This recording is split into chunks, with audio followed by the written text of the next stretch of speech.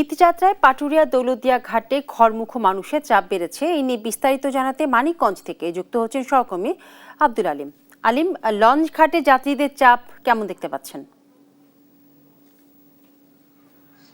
বিপাশা, ঈদ যাত্রায় কিছুটা চাপ কমেছে যাত্রী ও যানবাহনের। এই পাটুরিয়া দৌলতদিয়া যে নৌপথ, এই নৌপথে তো আমরা সকাল থেকে এই ঘাট এলাকায় অবস্থান করছি। তো আমরা সকাল থেকে যেটি দেখতে পেয়েছি যে দুপুর পর্যন্ত এই পাটুরিয়া দৌলতদিয়া এবং আরিচা কাজিরহাট যে নৌপথ রয়েছে, এই নৌপথের যাত্রী এবং যানবাহনের চাপটা কমেছে। তো দেশের দক্ষিণ পশ্চিমাঞ্চলের 21 জেলার যে অন্যতম এই নৌপথ দিয়ে কিন্তু লক্ষ লক্ষ যে মানুষ কিন্তু ঈদের ঘরমুখো যাত্রীরা তাদের বাড়িতে নির্বিঘ্নে পৌঁছচ্ছে। তো আমরা বিআইডব্লিউটিসি কর্তৃপক্ষ, জেলা প্রশাসন, পুলিশ প্রশাসন, যে সংশ্লিষ্ট কর্মকর্তা রয়েছে তাদের সাথে কথা বলেছি। তারা যেটি বলছেন যে 4 দিন ধরেই এই ঈদ যাত্রায় এই পাটুরিয়া ঘাট হয়ে যাত্রীরা নির্বিঘ্নে তারা পারাপার হয়েছে। তো এই পাটুরিয়া ঘাটে 17টি ফেরি এবং আরিচা কাজিরহাট যে নৌরোড, সেই রোডে 5টি ফেরি এবং 33টি লঞ্চ দিয়ে যাত্রী পারাপার হয়েছে। তো কোনো রকম ভোগান্তি